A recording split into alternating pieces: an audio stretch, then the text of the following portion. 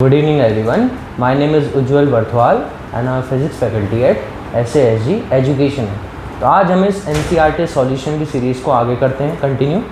जो आपका second chapter है फोर्स, उसके न्यू NCERT के क्या हैं सॉल्यूशन है। हमने 1 to 4 तक कर लिए थे पिछले वाले वीडियोज़ में, अब हम करेंगे आगे 5 से लेके 11 तक। तो देखिए फिफ्थ क्वेश्चन है आपका, when a net force acts on an object we observe that the object accelerates. पहला ऑप्शन है opposite to the direction of force with acceleration proportional to the force acting on it। ठीक है, अब जब आपने second law पढ़ा था, second law क्या था, F होता है आपका m इंटू ए। तो फोर्स आपका प्रोपोर्शनल था एक्सेलरेशन की और फोर्स आपका प्रोपोर्शनल था मास के। तो जब आप इस प्रोपोर्शनलिटी कांस्टेंट को हटाते हो तो एक कांस्टेंट आता है k और आप यहाँ पे लिखते हो m इंटू ए। इस k की वैल्यू क्या होती है आपकी 1 होती है। तो आपका फोर्स किसके प्रोपोर्शनल है, एक्सेलरेशन के। अब एक्सेलरेशन क्या है, एक वेक्टर क्वांटिटी है और फोर्स भी क्या है, एक वेक्टर क्वांटिटी है। मास तो आपका क्या है, एक स्केलर क्वांटिटी है। तो अब एक्सेलरेशन की डायरेक्शन से ही आपका फोर्स का पता लग रहा है। कैसे, जैसे कोई आपकी सपोज कार है, ठीक है, अब आपकी कार है, अब जब आपकी कार ने एक्सेलरेट करा तो एक्सेलरेशन करा यानी उसकी वेलोसिटी में चेंज आया, उसकी वेलोसिटी इंक्रीज हुई, तब आपका एक्सेलरेशन किस डायरेक्शन में, इधर को, और आपने फोर्स किधर को लगाया था, इधर को। तो जिस डायरेक्शन, जब आपकी कार की स्पीड में चेंज आ रहा है, जब आपकी कार एक्सेलरेट हो रही है, तो जहाँ आपने फोर्स लगाया जिस डायरेक्शन में, उसी डायरेक्शन में आपके एक्सेलरेशन की डायरेक्शन है, क्योंकि आपका फोर्स प्रोपोर्शनल होता है एक्सेलरेशन के। जब आपकी कार ब्रेक मारती है तब क्या होता है, रिटार्डेशन। रिटार्डेशन के केस में फोर्स किधर लगता है, पीछे को लगता है, और उस टाइम एक्सेलरेशन की डायरेक्शन भी किधर होती है, पीछे को होती है। तो इस वाले केस में देख रहे हो, जिधर फोर्स लग रहा है उधर ही एक्सेलरेशन की डायरेक्शन है। तो ये वाला ऑप्शन की पहला ऑप्शन क्या है, opposite to the direction of force, जो कि हो नहीं सकता। ठीक है, हमेशा अगर आपकी कार एक्सेलरेट कर रही है या कोई भी ऑब्जेक्ट एक्सेलरेट कर रहा है तो उसकी जो एक्सेलरेशन की डायरेक्शन होगी वो हमेशा फोर्स की डायरेक्शन में होगी। तो हमें वो वाले ऑप्शन देखने हैं जिनमें जो डायरेक्शन है फोर्स की वो एक्सेलरेशन के साथ है। तो पहला और दूसरा ऑप्शन में तो नहीं है, दोनों में क्या दिया हुआ है, opposite to the direction of force. यहाँ पे भी क्या हुआ है, opposite to the direction of force. Third option देखते हैं, in the direction of force with acceleration inversely proportional to the force acting on an object. ये बोला है एक्सेलरेशन इनवर्सली प्रोपोर्शनल है फोर्स के, जो कि नहीं होता है, डायरेक्टली प्रोपोर्शनल है। एक्सेलरेशन ऑफ फोर्स क्या है, डायरेक्टली प्रोपोर्शनल है। जितना ज़्यादा आप एक्सेलरेट करोगे, जितना ज़्यादा आप फोर्स लगाओगे, उतना ज़्यादा बॉडी में क्या आएगा, एक्सेलरेशन आएगा। तो एक्सेलरेशन ऑफ फोर्स में क्या रिलेशन है, दे आर डायरेक्टली प्रोपोर्शनल। तो फोर्थ ऑप्शन देखते हैं, in the direction of force with acceleration proportional to the force acting on an object. ये सही है ना, कि एक्सेलरेशन और फोर्स की डायरेक्शन क्या है, सेम है, और वो दोनों क्या है, प्रोपोर्शनल है, not indirectly inversely proportional, directly proportional है। ठीक है, तो आपका फोर्थ ऑप्शन क्या हो जाएगा, सही हो जाएगा। बाकी ऑप्शन क्या आपके गलत है। देख, the position time graph for 4 object A B C and D moving along a straight line are given. इस फिगर में दिए हुए a net force act on object. आपको बताने हैं 4 केसेस हैं, 4 ऑब्जेक्ट हैं, ये चारों के आपको पोजीशन टाइम ग्राफ दिया हुआ है। आपको बताना है किस केस में आपके ऑब्जेक्ट पे एक नेट फोर्स एक्ट हो रहा है। तो पहला वाला ऑब्जेक्ट देखते हैं, ऑब्जेक्ट है, इसमें क्या हो रहा है, पोजीशन टाइम ग्राफ, और आपका जो ये ग्राफ दिख रहा है आपको, ये कैसे जा रहा है, एक स्ट्रेट लाइन जा रहा है और दोनों पार्ट को ही क्या कर रहा है, इक्वल हाफ में डिवाइड कर रहा है। अब मैंने जब आपको क्या पढ़ाया था, पिछले वाला चैप्टर, मोशन वाला चैप्टर, वहाँ पे मैंने आपको पोजीशन टाइम ग्राफ पढ़ाया था। मैंने आपको बताया था पोजीशन टाइम ग्राफ का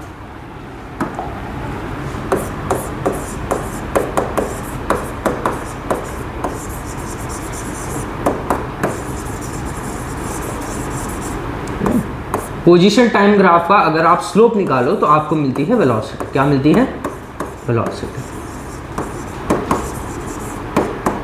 अब आप यहाँ पे देखिए, ये ग्राफ कैसा आ रहा है आपका, एक ऐसे लाइन आ रही है, स्ट्रेट लाइन आ रही है आपकी। तो इस वाले केस में आपकी स्लोप क्या है, कांस्टेंट है। फॉर ऑब्जेक्ट है, इसमें वाले केस में क्या आपकी स्लोप इज कांस्टेंट। तो स्लोप आपकी कांस्टेंट है, तो अब पोजीशन टाइम ग्राफ का आपको स्लोप क्या देता है, वेलोसिटी। यानी ऑब्जेक्ट ए के लिए आपकी वेलोसिटी क्या है, कांस्टेंट है, वेलोसिटी इज कांस्टेंट। तो अगर ऑब्जेक्ट ए के लिए वेलोसिटी आपकी कांस्टेंट है, तो अगर वेलोसिटी कांस्टेंट होगी तो क्या बॉडी में कोई एक्सेलरेशन होगा? आप मुझे बताइए। अगर वेलोसिटी कांस्टेंट होती है तो बॉडी में कोई एक्सेलरेशन नहीं होता है। तो पहले वाले केस में आपका एक्सेलरेशन क्या आएगा? 0 आएगा, क्योंकि आपका एक्सेलरेशन का फॉर्मूला क्या होता है? v minus you upon T. अब v और u आपके सेम है क्योंकि बॉडी की कांस्टेंट वेलोसिटी है, तो आपका एक्सेलरेशन कितना आएगा? 0 आएगा। अगर बॉडी में एक्सेलरेशन ही नहीं होगा तो आपका फोर्स का क्या फॉर्मूला है? m इंटू ए। तो आपका a अगर 0 होगा तो आपका फोर्स भी क्या होगा? 0 होगा। तो ऑब्जेक्ट ए के लिए फोर्स क्या आएगा? आपका 0 आएगा। तो पहला आप समझ गया पहले वाले का। अब सेकंड पार्ट देखिए ऑब्जेक्ट बी के लिए, नोट कर सकते हैं आप इसे। सेकंड के लिए देखिए, यहाँ पे ऑब्जेक्ट बी के लिए देखिए, इस वाले केस में क्या हो रहा है? टाइम के साथ इसकी पोजीशन चेंज नहीं हो रही है। तो टाइम के साथ जब किसी ऑब्जेक्ट की पोजीशन चेंज ना हो तो आप क्या बोलते हो? वो ऑब्जेक्ट किस में है? रेस्ट में है। तो ये वाला ग्राफ किसका है? When object is at rest. तो ऑब्जेक्ट अगर आपका रेस्ट पे होगा, क्या उस पर कोई नेट फोर्स लगता है? नहीं लगता है ना। मैं बोलूँगी ये मैंने पेन अपने हाथ पे रखा है, और ये अगर मैं हाथ पे रखूँ, ये आपका पेन रेस्ट पे है, तो इस पर कोई फोर्स लग रहा है? नेट फोर्स नहीं ना। इस पर जो जितने भी फोर्स लग रहे हैं वो क्या कर रहे हैं? काउंटर बैलेंस करके एक दूसरे को कैंसिल आउट कर दे रहे हैं। बैलेंस फोर्स की कंडीशन है। तो इस वाले केस में भी आपका नेट फोर्स क्या आएगा? 0 आएगा। Net force equals to 0। Third वाला केस देखिए, इसमें क्या हो रहा है? अब इसकी स्लोप कांस्टेंट नहीं है। जब आपकी स्लोप कांस्टेंट नहीं है, यानी इस वाले केस में आपकी वेलोसिटी इज नॉट कांस्टेंट। तो अगर आपकी वेलोसिटी कांस्टेंट नहीं होगी तो इस वाले केस में बॉडी में कुछ ना कुछ क्या होगा? एक्सेलरेशन होगा। तो आपका जो ऑब्जेक्ट सी है,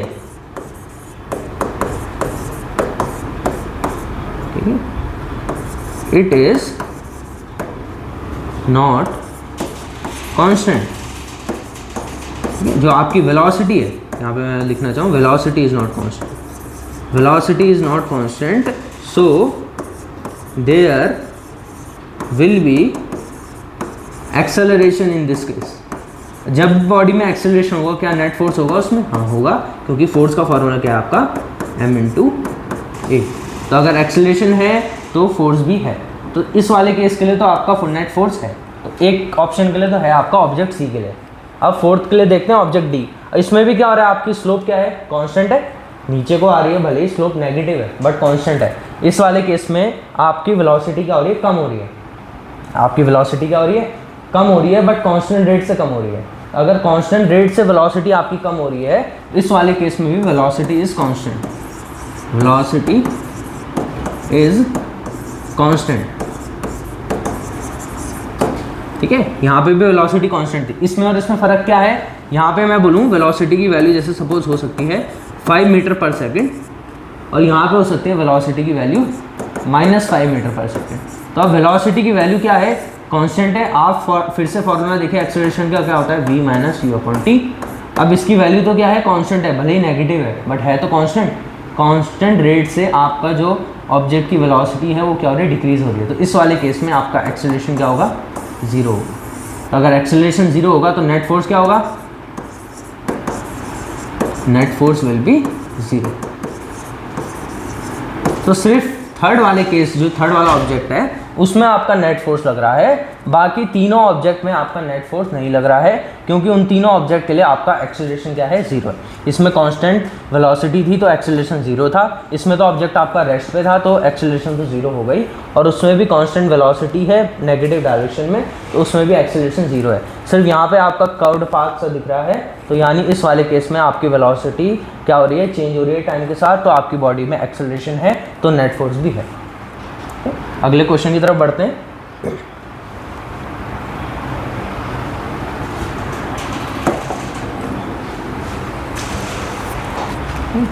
यहाँ पे क्या दिया हुआ है? A sailor jumps out from a small boat to the shore. As the sailor jumps forward will the boat move? If yes, in which direction and why? तो अब ये सेलर है, अब देखिए ये क्या कर रहा है? बोट से जंप कर रहा है। तो अब ये आगे को फॉरवर्ड जंप कर रहा है, तो आपको बताना है ये बोट भी मूव करेगा कि नहीं मूव करेगा। अब जब आपने थर्ड लॉ पढ़ा था न्यूटन्स का, तो आप न्यूटन का थर्ड लॉ क्या था? फॉर न्यूटन्स थर्ड लॉ था, for every action there is an equal and opposite reaction. तो हर एक एक्शन फोर्स के लिए अपोजिट क्या होता है, कि रिएक्शन फोर्स होता ही होता है। तो अब देखिए इसने क्या करा, ये फॉरवर्ड मूव कर रहा है। कौन मूव कर रहा है फॉरवर्ड, ये आगे को मूव कर रहा है। कौन, ये अगर आगे को मूव कर रहा है तो बोट किधर को जाएगी, किधर को जाएगी, पीछे को जाएगी ना। अगर ये एक्शन फोर्स इसका आगे को है, अगर एक्शन फोर्स किधर को है, आगे को है, तो रिएक्शन फोर्स किधर को होगा, पीछे को होगा। समझ रहे हो आप? मैंने आपको बताया था कि एक्शन और रिएक्शन फोर्स आपके हमेशा टू बॉडीज़ में लगते हैं, उनकी डायरेक्शन हमेशा क्या होती है, इक्वल है ना, अपोजिट होता है। उनका मैग्नीट्यूड सेम होता है बट उनकी जो डायरेक्शन होती है वो क्या होती है, अपोजिट होती है। तो अगर ये जो पर्सन है ये आगे को मूव कर रहा है, ये आगे को मूव कर रहा है, तो ये बोट पे किधर को फोर्स लगा रहा है, पीछे को। तो बोट किधर को मूव करेगी, ऐसे पीछे। इसका रिएक्शन फोर्स किधर को होगा, पीछे को। ठीक है, अगर ये आगे को मूव कर रहा है, जैसे ये आगे को मूव कर रहा है, तो इसका रिएक्शन फोर्स किधर को लेगा, पीछे को लेगा। तो अगर ये एक्शन फोर्स है तो इसका रिएक्शन फोर्स किधर को लेगा, पीछे को। तो इसका आंसर क्या हो जाएगा, बोट मूव करेगी, हाँ किधर मूव करेगी, पीछे के डायरेक्शन में। ठीक है, इन बैकवर्ड डायरेक्शन। अगर वो जंप फॉरवर्ड कर रहा है तो बोट किधर को मूव करेगी, बैकवर्ड डायरेक्शन में। तो आंसर लिखते हैं इसका यहाँ पे, yes boat will also move in backward direction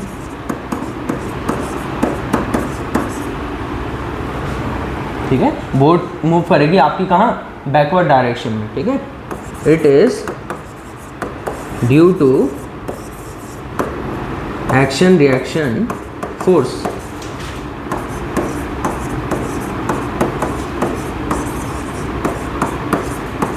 which is the application of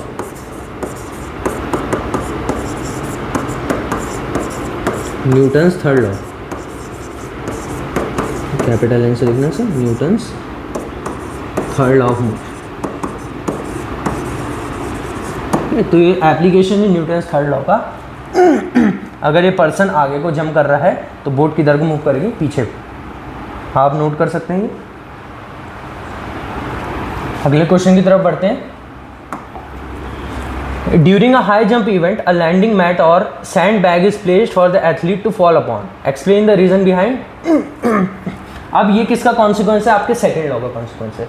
अब सेकंड लॉ आपने F इक्वल्स टू ma पढ़ा होगा, बट सेकंड लॉ की एक और डेफिनेशन होती है। सेकंड लॉ की एक और डेफिनेशन आपके होती है मोमेंटम बेस्ड होती है।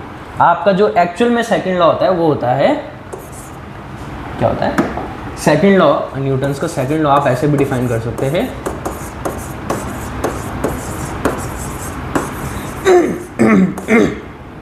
that rate of change of momentum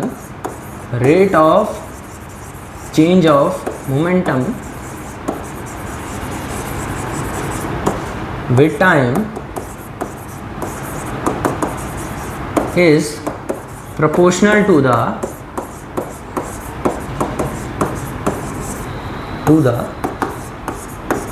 force applied। तो आपका सेकेंड लॉ की डेफिनेशन ये होती है कि जो आपका rate of change of momentum होता है वो आपका प्रोपोर्शनल होता है टू द फोर्स अप्लाइड। जितना आपने फोर्स अप्लाई करा वो आपका प्रोपोर्शनल है rate of change of momentum.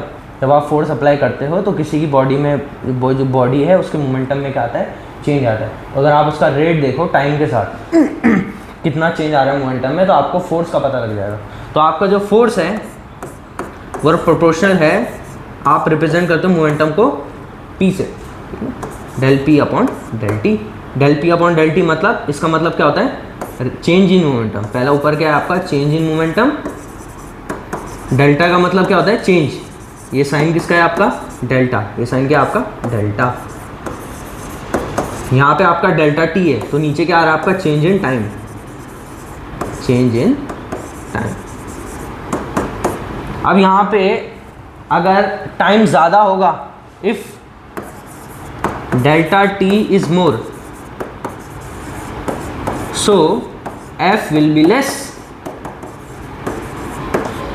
दिख रहा है आपको, ये डिवाइड में अगर आपका डेल्टा टी ज़्यादा होगा तो आपका फोर्स जो अप्लाइड हो रहा है, फोर्स जो लग रहा है उस बॉडी पे, वो क्या होगा, कम लगेगा। तो यहाँ पे अगर सैंड बैग या लैंडिंग मैट क्यों होता है, क्योंकि जब एथलीट आपका जंप करता है, तो जब वो जंप करता है तो कुशन टाइप क्या करता है, उसकी लैंडिंग का टाइम इंक्रीज़ करता है। तो अगर आप टाइम इंक्रीज़ करते हो लैंडिंग का, तो आपकी जो फोर्स की वैल्यू है वो क्या होती है, कम होती है। समझे आप मैं क्या बोल रहा हूँ? यहाँ पे अगर सैंड बैग या लैंडिंग बैग, लॉन्ग जंप में आपने देखा होगा क्या होता है, सैंड होती है, और हाई जंप में आपने देखा होगा ऐसा कुशन टाइप होता है। क्यों होता है? सैंड में क्या होता है, जब वो क्या होता है, कूदता है, तब क्या होता है, जब वो कूदता है उसके बाद वो टाइम इंक्रीज़ करता है अपने किसका, लैंडिंग का। सिमिलरली वो इस वाले क्वेश्चन टाइप में क्या होता है, जब वो गिरता है तो उसका टाइम होता है लैंडिंग का इंक्रीज़, तो उसका टाइम इंक्रीज़ होता है, तो जो उसके ऊपर फोर्स लगता है वो क्या लगता है, कम लगता है। आपने देखा होगा, इसका एक और एग्जांपल है, आपने क्रिकेट बॉल वाला एग्जांपल जो बहुत क्या पॉपुलर एग्जांपल है, कि जो एथलीट्स होते हैं जब वो क्रिकेट बॉल को पकड़ते हैं, क्रिकेटर्स, तो क्या करते हैं, अपने हाथ को पीछे खींचते हैं थोड़ा सा।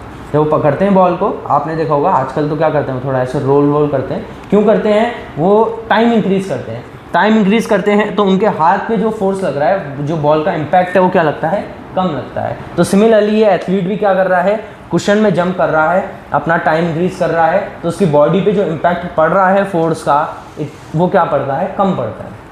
आप समझे इसके पीछे का रीज़न? तो इसका आंसर क्या लिखेंगे आप? इसका आंसर आप लिखेंगे athlete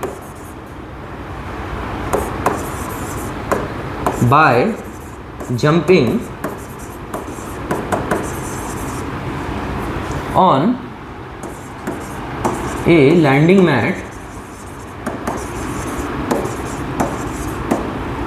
is increasing the time after landing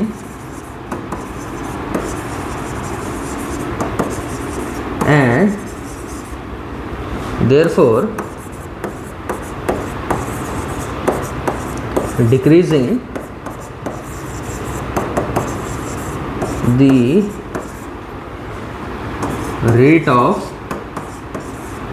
change of momentum.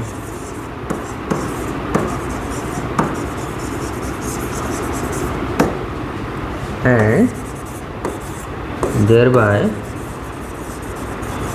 decreasing the amount of force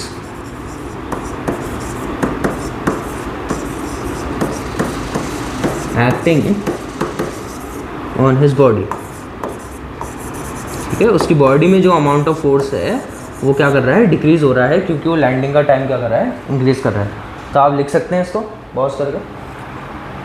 अगले क्वेश्चन की तरफ बढ़ते हैं।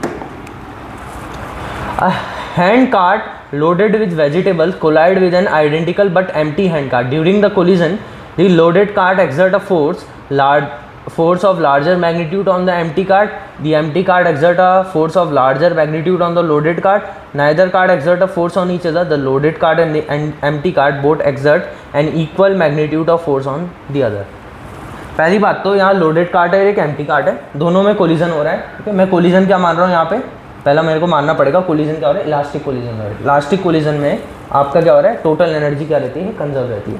तो अगर आपका if this is elastic collision, तो आपका जो न्यूटन्स का थर्ड लॉ है, थर्ड लॉ क्या है न्यूटन्स का, for every action there is an equal and opposite reaction. तो इस वाले केस में क्या होगा, जितना अगर मैं बोलूँ इस लोडेड कार्ट ने इसके ऊपर अगर 50 न्यूटन का फोर्स लगाया इधर को, इस डायरेक्शन में, जो कि हो रहा है आपका एक्शन फोर्स, तो ये एम्प्टी कार्ट भी इसके ऊपर एक फोर्स लगाएगी, कितने का, 50 न्यूटन का, जो कि क्या होगा, आपका रिएक्शन फोर्स होगा।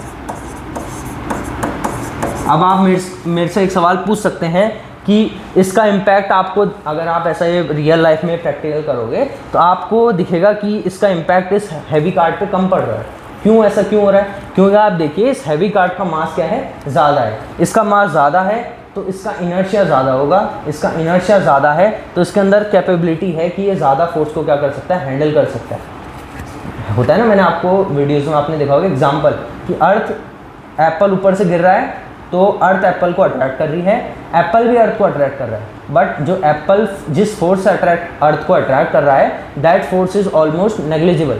तो सिमिलरली अगर मैं बोलूँ इस एम्प्टी कार्ट पर अगर 50 न्यूटन का फोर्स लगेगा तो 50 न्यूटन का फोर्स क्या है, बहुत ज़्यादा है इस एम्प्टी कार्ट के लिए, क्योंकि ये खाली है।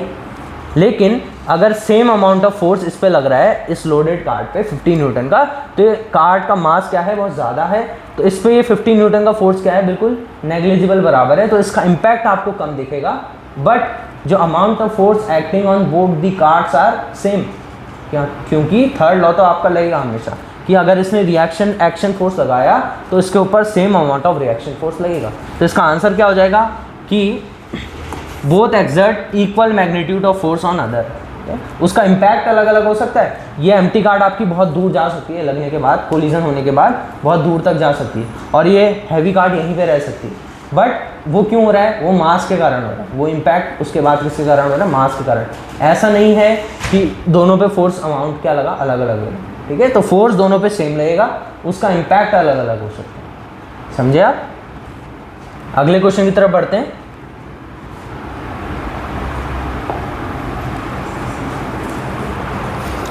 The acceleration mass graph or the acceleration produced by a force on object of different masses is plotted in figure. Plot the force mass graph for this case. ठीक है, आपको एक्सेलरेशन मास दिया है, आपको फोर्स मास निकालना है, उसका graph कैसा बनेगा? तो आप कैसे निकाल सकते हैं? पहली बात तो आपको फोर्स पता होना चाहिए। मास तो आपको पता है, आपको फोर्स पता होना चाहिए। आपको फोर्स का फॉर्मूला पता है सेकेंड लॉ से, that is force is equal to mass into acceleration. अब इस ग्राफ में आप देखिए वेरियस पॉइंट पे आपकी फोर्स मास के साथ किसकी वैल्यू है? एक्सेलरेशन की वैल्यू है, तो आप फोर्स निकाल सकते हो। पहले आप देखिए 1 पे देखिए, इफ़ मास किस में? केजी में, एक्सेलरेशन है मीटर पर सेकंड स्क्वायर में। तो पहले केस में देखिए फोर्स क्या है, मास क्या है आपका 1 kg। 1 kg पे वैल्यू देखिए कितनी है? एक्सेलरेशन की वैल्यू है आपकी 10 है। 1 पे कितनी है वैल्यू? 10। तो आप फोर्स निकालिए, कितना आएगा? m इंटू ए करिए, कितना आ जाएगा?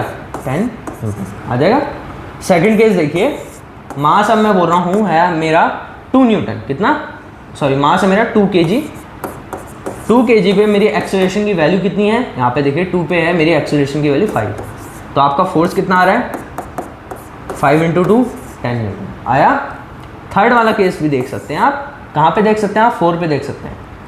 मास है आपका 4 kg और एक्सेलरेशन कितना आ रहा है? यहाँ पे कितना दिया हुआ है? 2.5 है, 2.5। तो 2.5 पे आपकी वैल्यू क्या है? यानी फिर से आप फोर्स निकालो, कितना आएगा ये? 4 इंटू 2.5, तो आई थिंक ये आपका आएगा 10 न्यूटन। तो सारे केस में आपका फोर्स क्या आ रहा है? कांस्टेंट आ रहा है। तो अगर आपको इसका ग्राफ प्लॉट करना पड़े तो आपका ग्राफ कैसा आएगा? आप एक जगह मास ले सकते हैं और एक जगह आप फोर्स ले सकते हैं। फोर्स है आपका न्यूटन में, मास है आपका किस में? केजी में। अब आप वैल्यूज़ ले सकते हैं अलग अलग, किस किस पे आपको पता है? 1, 2 और 4। 1, 2, 3, 4, 5। यहाँ पे आप फोर्स की वैल्यू क्या होगी आपकी? कितना है? 2 है, 4 है, 6 है, 8 है और 10। तो आपका ग्राफ कैसे बनेगा? 1 पे कितनी वैल्यू है फोर्स की? 10।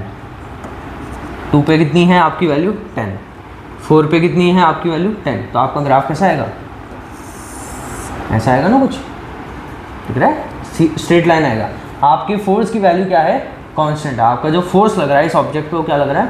कांस्टेंट लग रहा है। तो फोर्स और आपके मास का ग्राफ कैसा आएगा? एक ऐसी लाइन जो कि आपकी होगी पैरेलल टू मास वाली एक्सिस। ठीक है, नोट कर सकते हैं आप इसको, कुछ ऐसा आएगा आपका ग्राफ, मास और फोर्स का ग्राफ। समझे क्या हुआ यहाँ पे? मैंने अलग अलग वैल्यूज़ पे देखा, मास पे एक्सेलरेशन की वैल्यू क्या है, वहाँ से मैंने फोर्स निकाल दिया, तो मेरे को पता लग रहा है फोर्स जो है वो आपका क्या है? कांस्टेंट लग रहा है। कांस्टेंट फोर्स का एग्जांपल है। तो अगर आपका कांस्टेंट फोर्स है तो आपका फोर्स कैसे होगा? एक ऐसे लाइन होगी, स्ट्रेट लाइन। हर एक 1 पे वैल्यू 10 है, 2 पे वैल्यू 10 है, 4 पे वैल्यू 10 है। हर एक केस में आपकी जो फोर्स की वैल्यू है वो क्या है? 10 न्यूटन है। तो आपका कुछ ग्राफ ऐसा बनेगा, नोट कर सकते हैं आप इसे। लास्ट क्वेश्चन होगा आई थिंक, इसकी तरफ बढ़ते हैं। The velocity time graph of an object of mass 10 kg moving along a straight line is shown in figure. Calculate the force acting on the object using the graph. अब आपको मास दिया है, you are given the mass which is equal to 10 kg, and you have to find force. आपको पता है second law से force की value होती है m इंटू ए। तो अल्टीमेटली आपको क्या फाइंड करना है, एक्सेलरेशन। अब आपको ये क्या ग्राफ दिया है, वेलोसिटी टाइम ग्राफ। अब जब आपको पहले वाली वीडियोस देख के आने पड़ेगा। अब मैंने आपको बताया था वेलोसिटी टाइम ग्राफ से आप एक्सेलरेशन कैसे निकाल सकते हो। If you find the slope of velocity time graph, if you calculate the slope of velocity time graph, then the slope of velocity time graph gives you acceleration. तो अगर आप इसकी स्लोप निकालो, slope of velocity time graph, यहाँ पे आप लिख सकते हैं answer, velocity time graph gives acceleration. So आपका ये क्या दे रहा है, आपको एक्सेलरेशन दे रहा है। अब एक्सेलरेशन आप निकाल सकते हैं। यहाँ पे देखिए स्लोप कैसे निकालते हैं आप, मैंने आपको पहले भी बताया हुआ है, फिर से मैं बताता हूँ। स्लोप देखना होता है आपको change in Y axis upon change in X axis. अब वाई एक्सिस में क्या चेंज आ रहा है आपको देखना होगा। अब आपको फाइनल वैल्यू लेनी होती है माइनस इनिशियल वैल्यू लेनी होती है। तो आप देखिए यहाँ पे 0 और टाइम के आपका 0 सेकंड और 8 सेकंड है। आपको एक टाइम इंटरवल ले लिया आपने 0 to 8 सेकंड। अब 8 सेकंड पे वाई एक्सिस में क्या वैल्यू है, 30। सब्ट्रैक्ट करना है आपको, 0 पे क्या वैल्यू है, 10 है, डिवाइडेड बाय टाइम 8 माइनस 0। तो आपका कितना आ गया, 30 माइनस से कितना होता है, 20/8। ये आपकी स्लोप आ गई, यही आपका एक्सेलरेशन हो जाएगा। यानी आपका एक्सेलरेशन कितना आ रहा है, 20/8 मीटर पर सेकेंड स्क्वायर। यहाँ तक कोई डाउट, स्लोप कैसे निकली। आपने एक टाइम इंटरवल लिया, एक इनिशियल टाइम और एक फाइनल टाइम। फाइनल टाइम में आपने वैल्यू देखी, क्या है वेलोसिटी की वैल्यू 30 माइनस इनिशियल पे कितनी है 10 अपॉन टाइम क्या होता है आपका 8 माइनस 0। आप एक और तरीके से कर सकते हैं, एक्सेलरेशन का फॉर्मूला होता है v minus you upon T. v कितना है यहाँ पे, v होती है आपकी फाइनल वेलोसिटी। फाइनल वेलोसिटी कितनी है आपकी 30 है, इनिशियल कितनी है आपकी 0 पे कितनी है 10 है, और टाइम कितना ले रहा है 0 से 8 तक 8 सेकंड। तो ये भी कितना आता है आपका 20/8 मीटर पर सेकंड। आप ग्राफ से निकालो, आप ऐसे निकालो, आपकी मर्जी है, आप दोनों कैसे भी निकाल सकते हो। ठीक है, इस दोनों केसेस में आपका एक्सेलरेशन क्या आ रहा है, सेम आ रहा है। अब फोर्स देखिए, फोर्स का फॉर्मूला क्या होता है, मास इनटू एक्सेलरेशन। मास कितना है आपका 10 kg, एक्सेलरेशन आपने निकाला 20/8। तो यार 2 4 जा 2 10 जा 2 2 जा 2 5 जा, ये 2 से कटेगा 5 जा, 5 × 5 कितना आ जाएगा 25 न्यूटन। तो आपका जो फोर्स आ रहा है वो कितना आ रहा है, फोर्स की वैल्यू कितनी आ रही है आपकी 25 न्यूटन। समझे आप, आपको जब भी फोर्स निकालना पड़े आपको क्या चाहिए, एक्सेलरेशन और मास दोनों चाहिए। तो आपको वेलोसिटी टाइम ग्राफ से आप एक्सेलरेशन कैसे निकाल सकते हो, by finding the slope of velocity time graph you can calculate the acceleration of a body. आप इस वाले फार्मूले से भी निकाल सकते हो जो कि एवरेज एक्सेलरेशन का होता है v minus you upon T. ये आप तभी लगा सकते हो जब वो किस में मूव कर रहा है, स्ट्रेट लाइन में, लिखा हुआ है ना, moving along a straight line. Only then you can apply this formula. Okay, तो यहाँ से आपने क्या निकाला, स्लोप निकाला, स्लोप से आपको एक्सेलरेशन मिला, आपने फार्मूले में पुट करा सेकंड लॉ के, आपको क्या मिल गया, फोर्स मिल गया which is equal to 25 newton. Note कर सकते हैं आप इसे। इस वीडियो के लिए इतना ही। आगे हम क्या करेंगे, बचे हुए जितने भी हैं 5-6 क्वेश्चन वो क्या करेंगे अपने थर्ड वाली वीडियो में अपने। Thank you.